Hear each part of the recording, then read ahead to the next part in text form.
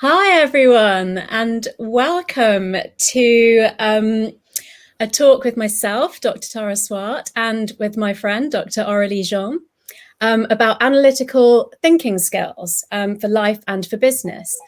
Now, just whilst we let people join, and we have an overwhelming number of over nearly 3,200 people who signed up. So that's like the highest number that have signed up for a LinkedIn Live that we've done at MIT. I'd love to hear from some of you about where you're from, what your interest is in this topic, why you signed up for it. So please, in the comments, put your name, where you're from, and what it was about this topic that piqued your interest, because we're very, very happy to go with the flow and answer questions after Aurélie's given us a nice little intro to this subject. So whilst we're waiting to hear from you all, I'd just like to say that although we're both associated with MIT Sloan, Aurélie and I have never actually worked together. We're friends. Aurélie was doing her PhD in Soldier Nanotechnologies at MIT when I started. My postdoc, my postdoc. I was doing my postdoc over there. Sorry, you were doing your postdoc in Soldier Nanotechnologies. And we actually became friends on Twitter and LinkedIn. So, this platform is such a great way to connect with like-minded people. And wow, we have so many people from amazing places all over the world, literally. This is so cool. Welcome. And yeah, so we met up the next time I was on campus because I'm in the UK. Aurélie's currently on the West Coast, but she's often on the East Coast or in Europe. And we just really got on. And then we've always recommended each other for talks, and we never quite did something together. So this was our chance to do something together. So I would just like to say that I think Aurélie is an amazing person, an amazing scientist, and a dear friend of mine, and then let her introduce herself. Thank you, Tara. Thank you very much. And really, I appreciate, because obviously it's the first time we do something together. And I was very excited about that because we've known each other for so many years, and we always say, oh, we should do something together. So I'm so happy that we do it today. So, and thank you, MIT Executive Education, the Sloan, for organizing this live event. So I'm just going to introduce myself very quickly and then jump onto the topic of today. So I'm a computational scientist, meaning that I develop mathematical models, algorithms that I implement in a code to simulate reality, a phenomenon of different area like medical application, engineering, finance, education, to solve a problem, to answer a question through those computer simulations. And I've done that in many fields, and I'm still doing that today in medical application with the startup that I just co-founded in Tel Aviv, Dipix, in AI precision medicine for breast cancer. And I also teach at the Sloan, in executive education, especially at the Accelerating Digital Transformation with Algorithmic Business Thinking online lecture that we just launched at the beginning of the year. And also I run some consulting agency, and I write, because writing is very important to me, because I really want people to understand what is computational science, what are algorithms, and how it runs, and how we can actually become, what I like to say, a power users of those technologies. So today, I'm going to talk about analytical thinking and how we can actually boost our brain power with those.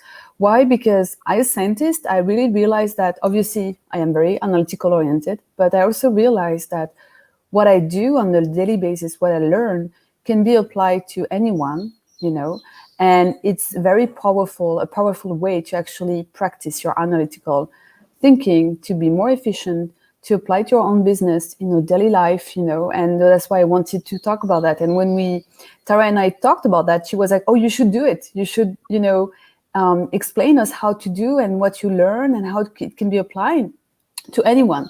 So this is what I'm going to try to do today. And please ask me any question, about that. And I might not be able to answer to all questions, but I will do my best. So, yeah. Do you want to say anything, Tara? Yeah, I just wanted to say quickly that we've had quite a few comments from people, lots of hellos from all over the world. Oh. A few comments saying they're interested in learning, in understanding how to use these skills in their work and their client interactions. But also someone that said, I really want to know how to boost my brain power because it seems to have slowed down recently. Now, with all the stress that we've all been under, that can obviously change the way that blood flows around your brain. And so there's many different pathways of thinking, logical, emotional, intuitive, etc. And there's also a bit of a fear of algorithms and AI and machine learning. And so I think that focusing on these analytical skills, which are so tangible for people, but still holds a bit of fear and like, I'm not good at math or I can't code. Yeah. That I think is a really helpful message for people. Absolutely, absolutely. And you'll see that based on what I'm going to say today, you'll see that it's very possible and you can do it, and everybody is capable of doing it, you know, in their own manner, at their own pace, but it's possible. So before we start, I like to start with definitions always, you know, because I think it's always good to be on the same page.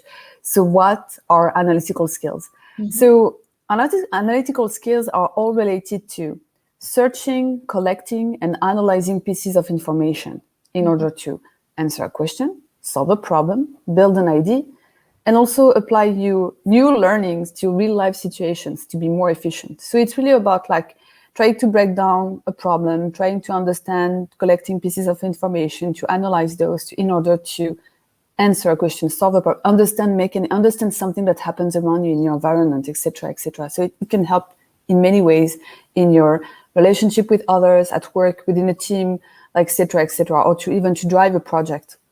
So I like to start also with this quote from one of a very good friend of mine, Emmanuel Chenzer, who is a computer scientist and co-founder and founder of Bootstrap World. So you can check online what it is. It's actually a company that train middle school professors to teach coding to kids, you know, and data science. And he told me once something that was, I thought, very powerful. He told me, you know, really, every single kid is a data scientist.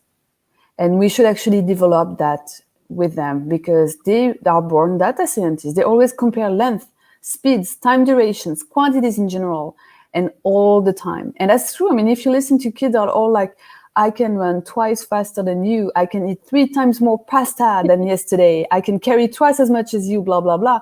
And so they are analyzing, they are collecting data, they're searching data. So kids are naturally data scientists. So now we try to understand why it disappeared over time. And we realize that it disappeared, unfortunately, because people tend to think that, oh, I'm not good in math, oh, I'm not analytical. And I think it's a mistake because we are all data scientists and we should practice that, and we should try to practice, in a way, for our own purposes. And it is possible. Why? Because obviously, by being more analytical, it helps you on a daily basis for many things. Yeah. To solve problems, as I say, by breaking those down to smaller problems, which is very helpful usually because you tend to be overwhelmed by the big problem. To develop your critical thinking, and this is very much important today, knowing that we've been experiencing a crisis, a pandemic, with all those information that sometimes we were a bit like lost, and our critical thinking was very key and critical here. To build your confidence, in analytical disciplines such as mathematics, physics, medicine, again, artificial intelligence. So building confidence is very important. And I felt that by practicing our analytical skills, it helps us toward that goal. And obviously apply what you learn to improve your life and work, So, and there are many, many reasons for that, obviously, I've met so many people in my career who were anxious about mathematics and anxious about analytical skills. And I think we should fight, for those people. We should fight against this, anxiety and make sure that people can actually use their analytical skills in their way, on a daily basis and feel confident about that. So obviously you can ask me, but what is the impact of that on the brain? And it's by talking with Tara that I came up with this idea. It was 6 years ago, so a long time ago. Like when I met Tara, just after I met you, you actually offered me to write in your blog, formal blog that was the Unlimited Mind blog. Mm-hmm. And I wrote the following piece: to Brainy for my computer, how programming will become the next mainstream computer user evolution. And in that paper, I explained why we should all need to become power user of technologies by better understanding those, which is pretty much related with what I'm talking today, because analytical skills is reachable and everybody should practice those. And in this paper, actually, I refer to a study on a functional MRI done by, I think it was an American and German labs, if I'm correct. And they showed that the brain regions stimulated when programmers are comprehending lines of code are those of language processing, working memory, and attention. And this shows how analytical thinking when solving a problem, coding, writing an algorithm by hand, or any other mathematics-related task can be a great way to improve, your brain plasticity over time. And I'm a strong believer on that. And talking with Tara, when I wrote that piece, you were really supportive of that idea, because there are many studies toward that. And also, I remember Tara talking about how also, learning new things is very important and has global benefits to many things, to that makes you less biased and you are more emotionally regulated. There are many things that you, because you make your brain work differently. So do you want to say anything, Tara, about that? Yeah, basically, when I talk about neuroplasticity, I say that the learning has to be attention intense enough to change your brain. And so coding is actually a perfect example of something that you could do in adulthood to physically change your brain. And like you said, it's like a language, or it's like reading music. And the two, research shows that the two best things to do in adulthood to induce neuroplasticity in your brain are learn a new language or play a musical instrument. But also, there have been some comments about emotional intelligence as well. So I think it's really important to just repeat what you said, which is that when you learn any new thing, you don't just get the benefits of learning coding, for example. Yes. You get improved executive functions, which do include emotional regulation, being able to override your biases, but particularly flexible thinking, problem solving, switching between tasks and other things. So basically, there are lots of different ways of thinking, but here we're really focusing on the analytical thinking because it's got practical applications and global benefits on your brain. Exactly. I think. Are you here? Oh, it's working. I thought it's frozen for a while. Yeah. So then you could ask me, but how do we do that? How do we practice our skills? Well, this is the way I do it, and that's why I wanted to share it with you. It's a method that is very old, actually, what we call the scientific method. So let me explain what it is. So the scientific method, you can find many papers about it. You can go to Wikipedia to understand more deeper about that method. But it's a method that scientists built over time, to actually work, think, solve problems, find, search, etc. And this method is actually a method that is based on 4 pillars. Observation, so meaning that you observe a situation, a phenomenon, or a scenario around you to understand it. This is what scientists are doing when they, for instance, do an experiment, observe nature, observe something. Then there is the theory, using the theory that obviously many people have built many theories, to express, to understand, to explain how things are running in many fields, like biology, physics, sociology, etc., etc. Well, we actually use the theory to understand what we observe, for instance.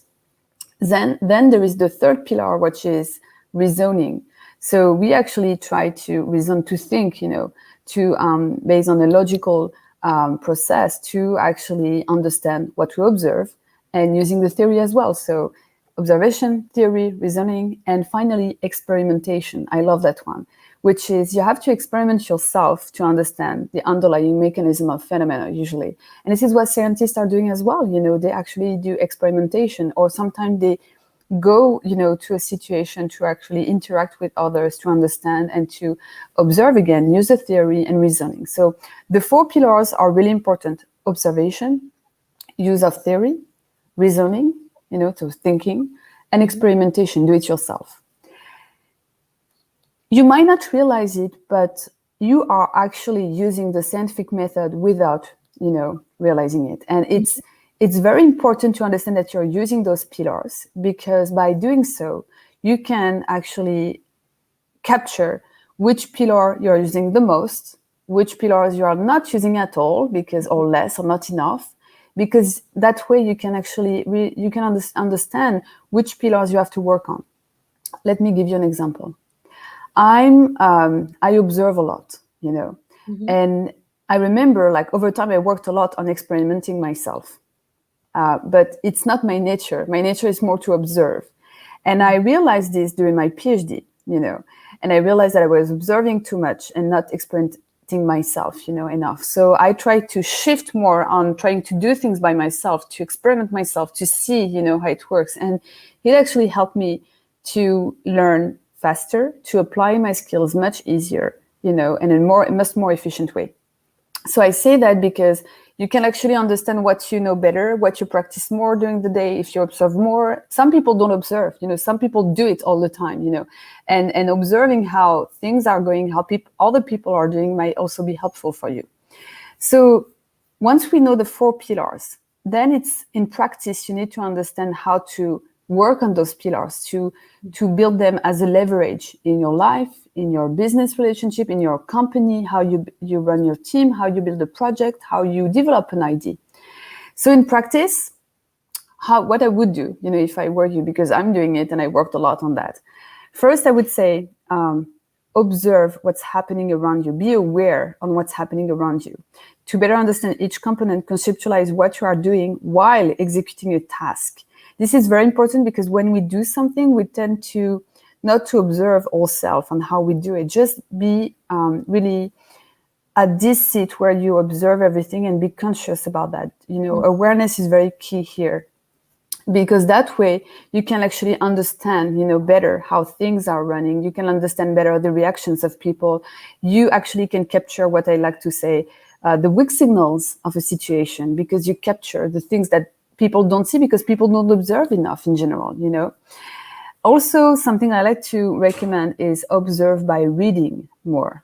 Mm-hmm. We tend to underestimate reading, and read on a broad range of topics, books about a broad range of topics, like to increase your level of awareness, think differently, as well, and create greater connection between the brain hemispheres, as Tara say, because it's very important, when you read things, it's another way. When you read a book on a topic, it's a way to observe, to practice your observation, because you actually read, you observe something, you can think about that thing, it's a very nice way to practice this observation pillar in the scientific method. Mm-hmm. Yes, about the theory. Use the theory when conceptualizing things you read. Very important. When you read something, you actually can get some pieces of information about the theory, or you can even conceptualize yourself something which is part of the theory. Well, use that thing, use the concept that you learn right away. Try to be aware more of that, to actually use it on a daily basis. Yeah. Yes. Also, use the theory when confronting or questioning it to what you experiment yourself. Very important. So it's based on experimentation, obviously, but when you are in a situation, you experiment the situation. Try to use the theory to question yourself, to question the rationale behind that situation, to actually really understand, again, the situation and solve the problem relating to it. Very important. Then there is the reasoning skills. So the reasoning skills, Tara, is actually the pillar of the scientific method that people understand the most. It doesn't mean that they practice well that pillar, but they understand it. They say, yeah, of course we have to think all the time, and and there are so many ways, to practice those skills. For instance, I do it myself. So playing brain games, there are so many brain games books, where you can, and people love those because it's a game, so it's it's fun. I like also, so this usually people love it and they do it very well. Also, I like to encourage people to be, what I like to say, the evil advocate, to themselves, actually. Like, when you think about something, when you observe a situation and you reason about that, just ask yourself, am I correct? How could it be wrong? How could it be right? Or try to be the evil advocate of yourself. I encourage people to do that. By doing that, you can actually find the best argument. You understand better the situation or the problem you want to solve, and you can actually sometimes formulate differently the question you want to answer. Discussing with others and debating. Debating is key to help you practice your analytical skills through reasoning. debating is key here. And obviously asking questions. Asking questions is important because pushing yourself to ask a question is forcing you, encouraging you in a way to really understand what's happening, to ask the right question at the right moment. So I actually encourage myself very often to ask questions, to find a question to ask, because if I try to find a question to ask, I will obviously need to make much effort, much more effort to actually understand what's happening. And I do that because I realize that it helped me really, really capture what's happening and capture, again, the weak signals that to me are key in a situation, in a problem to solve, which make the work easier when I try to solve the problem. Mm-hmm.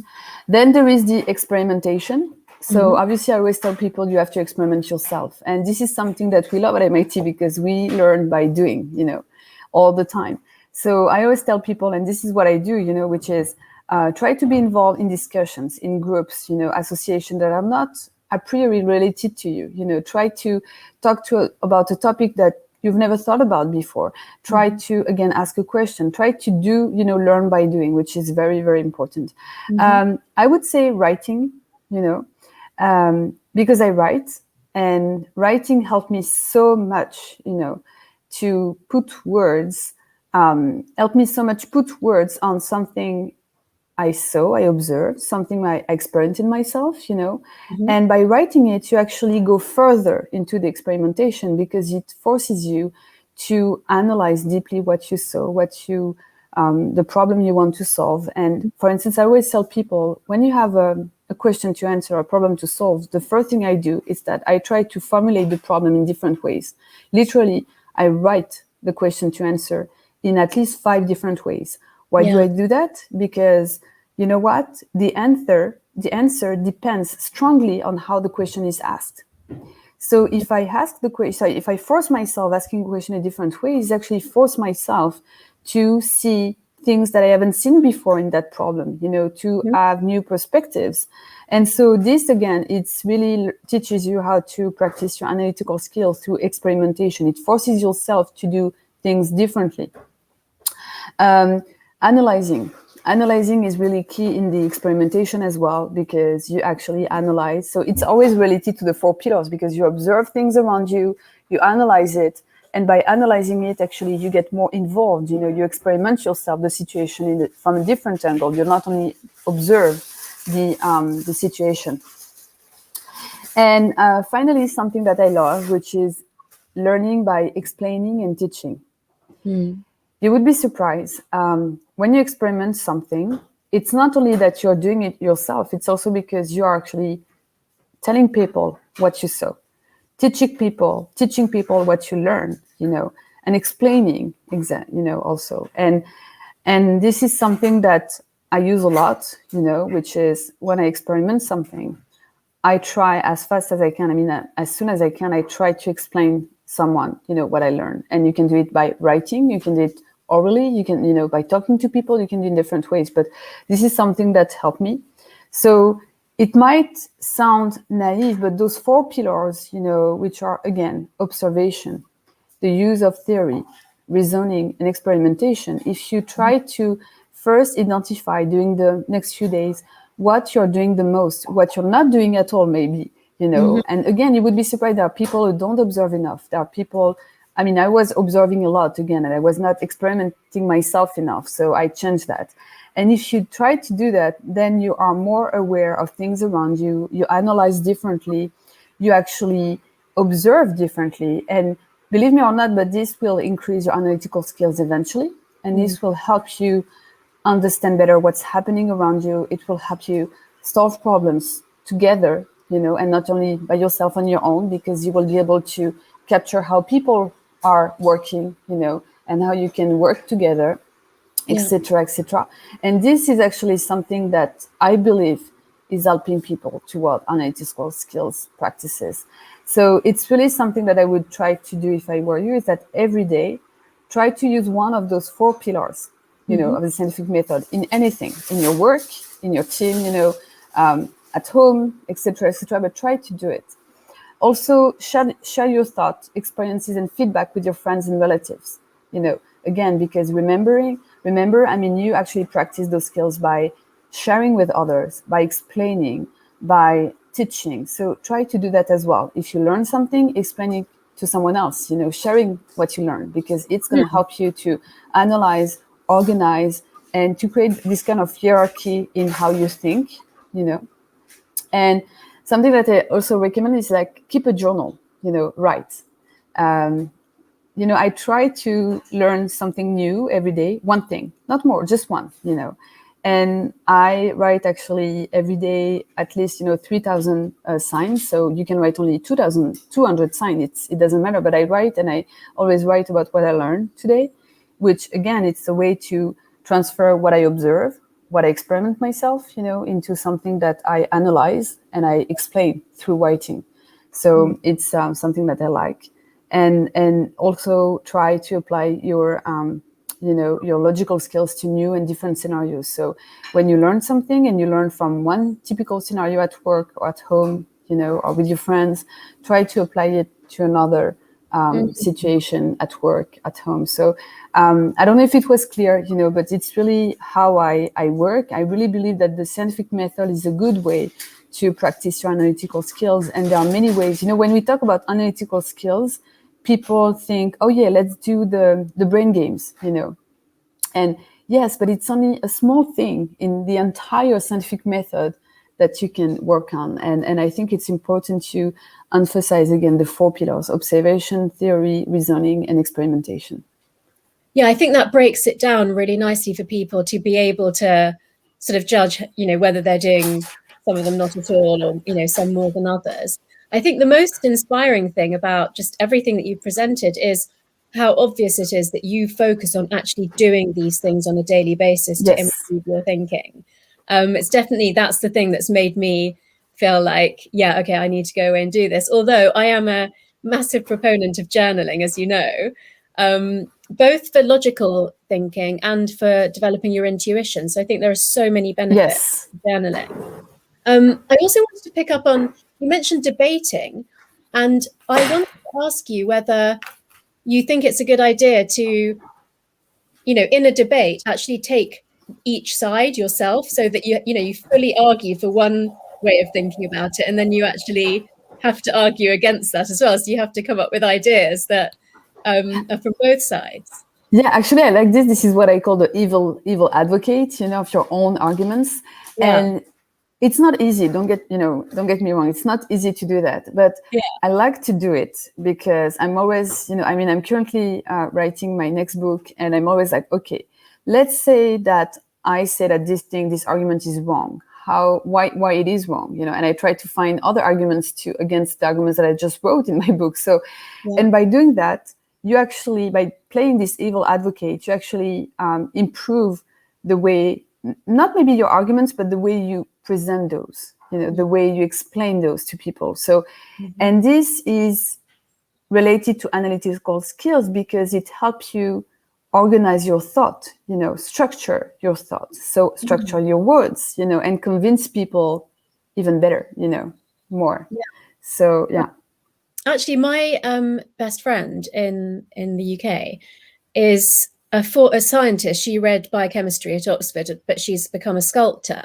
And one of the 2 times that I felt a really intense form of new learning was when I was doing my TEDx talks, because they have to be new ideas. So it couldn't just be, the things that I talk about all the time. And one of the times I phoned her with my AirPods in, and I said, can I just speak out the talk to you so that you can, so basically I wanted to make sure I could remember it all. And so I was walking for about 15 or 20 minutes, and I did the talk, remembered most of it. And then she said, when I make a sculpture, when I make a first cast with wax, I have to start again 3 times, even if I loved the first thing that I did. And so she said to me, take your last paragraph and make it your first paragraph, and then see how it all flows. Or, just sort of pull out one of the ideas and focus on that much more, and just come up with 3 versions of what you've done. And I was sort of like, I'm happy with what I've done. I don't really want to do all this. But I thought that really stuck with me, like for so many things in life where you think, okay, is there another way that I can look at this or do this? Exactly. Exactly. And I'm a strong believer of that. And I think that by doing so, you actually make your argument stronger, you know. And you know what? You might change your opinion, Tara, Mm. because you would be surprised. I mean, even though you're happy about your first draft, maybe, you know, after doing that job, you know, and by being more observing your work from outside, you know, and really analyzing, criticizing it, you will realize that I can do better. I can take another angle. Yeah. I can actually, it's not as strong as I thought, etc., etc. And so this is, without realizing it, you're actually using the scientific method, you know, by doing that. And So it really did make it stronger when I finished yes. after speaking to my friends. So I definitely saw the benefits of that. So quite a few people are asking you to just repeat the 4 pillars, just the names of the 4 pillars. Sure. So the pillars are observation. So you observe something, your own work or people's work, people's situation, what you see in nature, in your environment, etc. So observation. Then theory. So you actually use the theory when you try to understand something, when you try to solve a problem. There are things that have been written, that have been thought, you know, so theory. Reasoning, because you actually reason, you know, you use a logical process to understand things, to apply those and to analyze.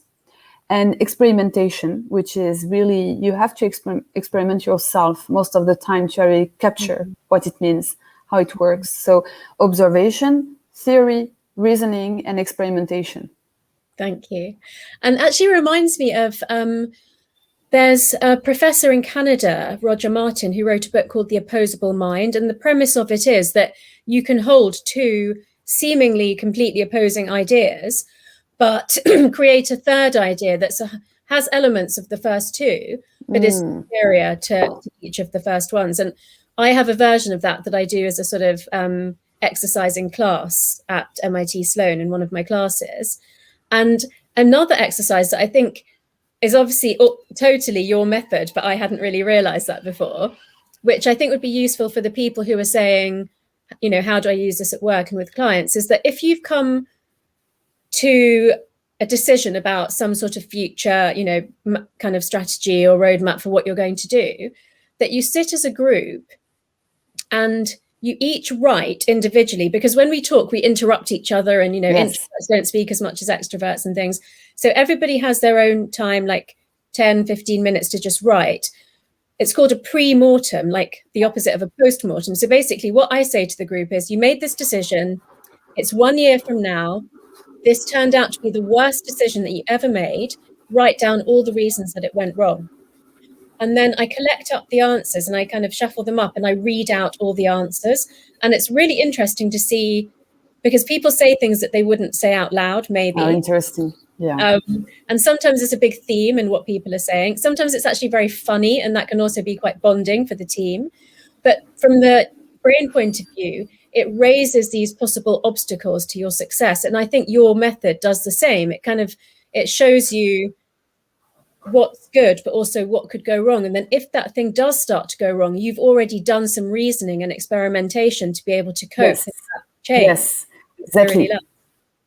And there is something about experimentation that, and you know, it's from, I mean, at MIT, we do that all the time. We learn by doing, you know that. And at the Sloan Executive Education, we emphasize that a lot, you know, in the lectures and the online courses. And in the ABT program, so the Algorithmic Business Thinking program, we actually, at some point, for people to understand what is an algorithm, well, they have to write it by hand and they have to implement it, you know. Wow. And without having any background in coding, do not worry. But by doing so, I realized that if people do it themselves, they learn so much better. They understand so much better what it is, and they remember, and they use it more efficiently eventually, you know. So experimentation is, again, because I'm more in it by nature, I observe more than I do. I worked hard on myself during my PhD to actually do it, because I realized that by doing it myself, I was able to learn much faster, to understand things that I could not understand by just listening to someone or observing a situation.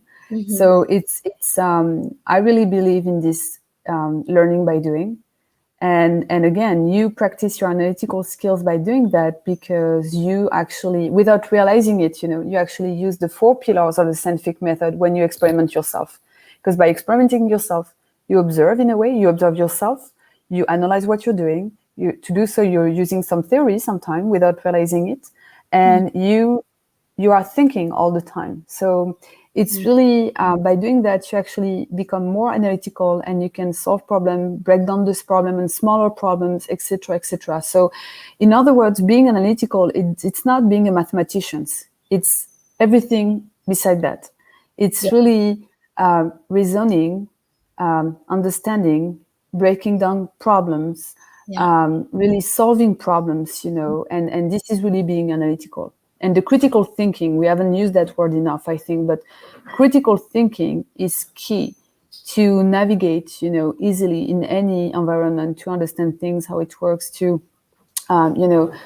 capture what is true, what is wrong, and to really embrace any debate and etc., etc. So it is very important, especially in business, because I feel that obviously today, in every single business today, everything goes so fast, and especially in my field, in artificial intelligence and computational science in general, you have to understand what's happening outside. You have to understand what's going on, what is going to be the next generation technologies or next generation algorithm, etc., because it might, or it will have an impact on your business. You have to embrace the opportunities. You have to understand what are the threats or the opportunities and how to react to this, and not being left behind. Yeah, absolutely. And there's so many comments coming up. People are loving this urge to read more. And I know that, reading, and a lot of people have said, reading is so important for success in any field. And I think reading technical things are clearly important in terms of what you actually do. But if you intersperse that with reading a novel or just something that's from a completely different subject to the one that you're an expert in, you actually increase connections between the left and the right halves of the brain. Before we go to the question that's just been highlighted, I also want to say that there's been quite a few comments about balancing emotional intelligence with analytical thinking. And so this is a perfect opportunity for me to say that if people would like to get the whole view and the skills that go along with that, then please sign up for the short courses: Accelerating Digital Transformation with Algorithmic Business Thinking, that's Aurélie's course, and Neuroscience for Business, which is my course, which is a lot more about EQ and vision and sort of, connection and things like that. So I think they're really, really like two halves of a coin, those two programs. And they're short courses, 6 weeks each. You do them self-paced. So that could be the answer for that. Now, that question that flashed up seems to have disappeared, but it was, could you please expand on pillar 2? So in pillar 2, that was the theory. So the theory is really, there are things that that we accept that have been developed over time, and sometimes theory that are pretty old, like gravity, for instance. That when you observe something falling down, that it is gravity, and there is no it's not controversial. We all agree on that. So there are many theories, and the idea is, how do you know those theories? So different things. You have to read, you have to attend conference, listen to whatever, talk to others, discussing with others to learn more about theories, what has been developed these past few years or these past, centuries, and also on different fields. And this is, to me, the easiest pillar to me, because I like to be, I love, because I like to be by myself alone. So I love to read books, and so I love doing that. But then it's really a matter of like how you use those theories in your life, And this is how you can actually use the other pillars, the observation, experimentation, and reasoning, to actually use the theory in your daily life. And to do so, it's, for instance, you read an article in a newspaper, and to be the evil of advocate, you actually use what you learn and confront those to what you read in this article, and try to understand how it could be wrong or right, etc., etc. So the theory is, it might sound like challenging, because it sounds like, oh my gosh, we need to learn so many things by heart and read so many. Well, it's not as hard, because you can do it step by step and topic from topic. And you might be surprised, but there is a lot of analogies, between fields. as I always said, I worked in computational mechanics of soft materials, and I moved to the financial area. And believe me or not, but the mathematics, the theories are not exactly the same, but they are pretty similar. Because conservation law are the same. It can be like for soft tissue, it can be for money, it can be for a fluid, it can be, so it's interesting, this kind of analogies. So the understanding theories is also a way to make analogies, from one field to another, and understand better a new field that you would discover or that you would work in. I love that. I love that idea of applying what you know to a completely new and different scenario and starting with that. So people have been really helpful to each other and put some links up for brain games. Are there any that you particularly recommend? A book, you mean? A book or online brain games or... So actually, you know what? I would recommend one book, and there are actually games inside that book. And I mean, it's one of my favorite books. It's a pretty recent book. It was published 2 years ago, I think. It's the book on, let me find it. I had in my notes. Where is it? Yeah. It's Algorithms to Live By, The Computer Science of Human Decisions by Brian Christian and Tom Griffith.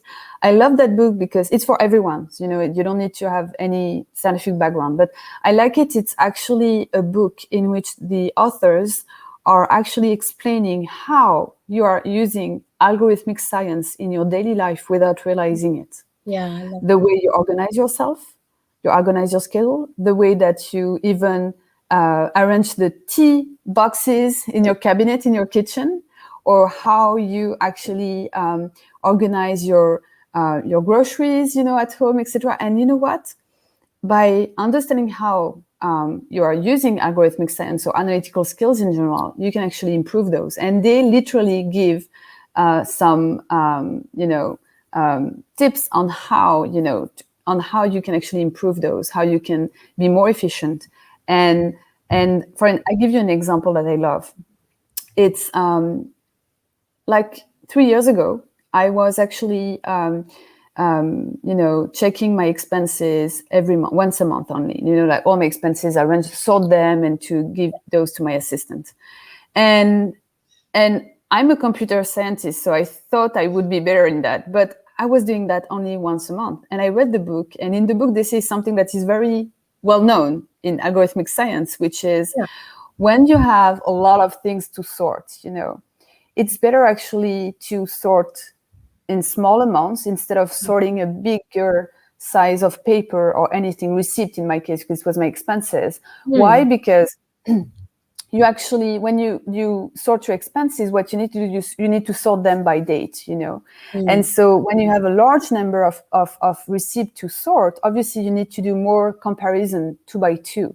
If you have small amounts, you do less comparison 2 by 2. So instead of doing it once a month, I decided to do it once a week. And believe me or not, I spent less time doing it. Wow. So it's from algorithmic thinking, and it's interesting because I'm developing algorithm and I didn't apply this to my own life, So now I do it once a week, and believe me or not, but I don't spend so much time on it. When I was doing once a month, it was painful. Yeah, so they give this example, and I love the fact that they give it. It's such a good example because it's easy to just chuck them into an envelope for the whole month, and then it does take quite a lot of thought. And everything neuroscience says, break things down into bite-sized chunks. So, and that's a great, very practical example. Could you tell us a bit? I know that it's only currently available in French, but I think we have quite a few French speakers online. Could you tell us about your latest book and the book that you're working on at the moment? Sure. So the latest book, I published a book almost 2 years ago. It was, so it's in French, and I'm working on hopefully having in English soon, in the next 2 years. So it's a book where I talk about my own learning, how I learned algorithmic science from the age of 18 years old, where I got my first computer, until now. And the best way to explain people about a field like algorithmic science in that case, it's to actually share your own learning journey. So in that book, I actually explain how I learned, what was difficult to understand, by the obstacles, and obviously also the main character, if I could say, in that book is actually the algorithm bias, because I discovered those pretty late, at 26 years old, not during my PhD, but during my first postdoc at Penn State in the medical application. And so it was interesting to discover those. And for people, just for you to know, algorithm biases are biases within the algorithm that leads to technical discrimination. So we have our own cognitive biases, and we tend to transfer those cognitive biases into things we built, we think, we develop, and so algorithms is part of it.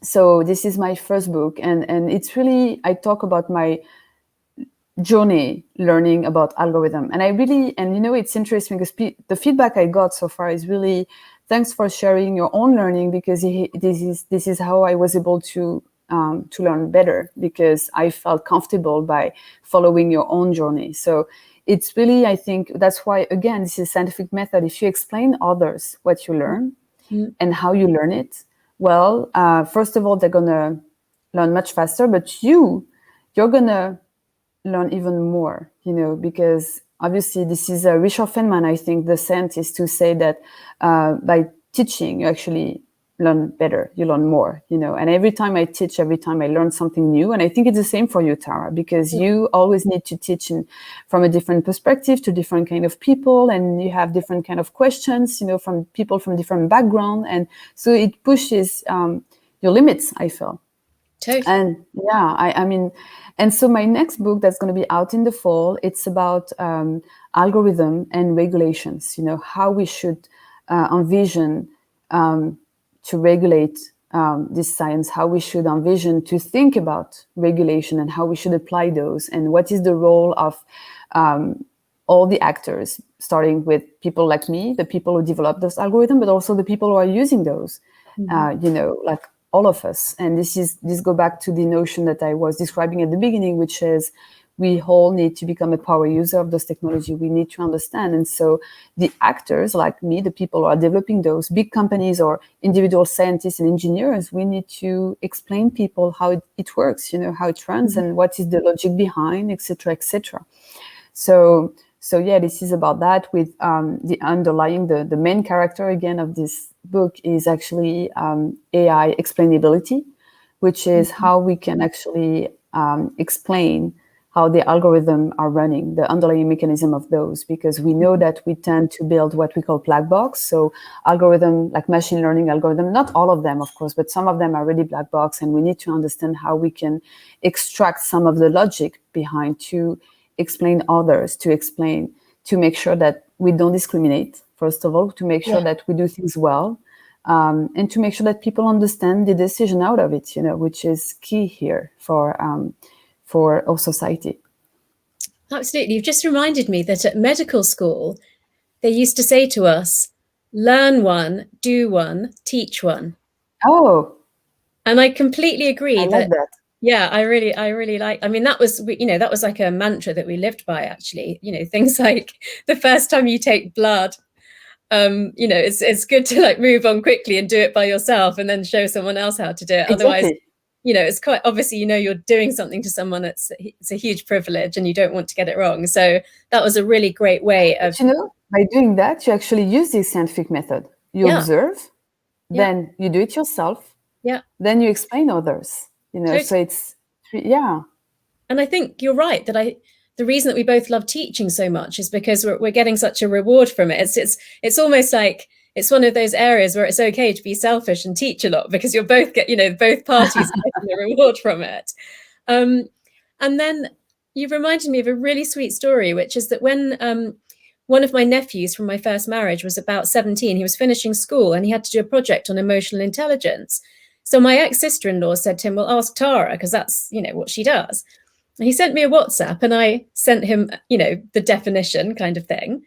And he wrote back and he said, but Auntie, I still don't really understand what it is. And I thought, if I can't make a 17-year-old boy understand what emotional intelligence is, that's only my fault. It's not, his lack of understanding at all. So I said to him, and he is particularly emotionally intelligent. Obviously, I'm biased, but I said to him, know how much you love everyone and care about them and understand their feelings. That's emotional intelligence. And he wrote back, oh, yeah, okay, I get it now. But this is key. This is key. I mean, you have to be able to explain something to make sure that you understand it. Completely. And a lot of people have made that comment as well. So I know that people have picked that up and like it. Some people were asking for the links to our 2 short online courses. So maybe some of our team in the background could post those. Yes, please, yeah. And somebody asked if your last book was L'autre côté de la machine, which is the other side of the machine. And that is her last book. I was at the Eiffel Tower for the launch party, so very fond memories of that. I actually think we have covered most of the questions where, the same question was asked by several people. So, Courtney, unless you've got anything outstanding that you really think Aurélie should cover, I think that's a nice place to sort of round things up.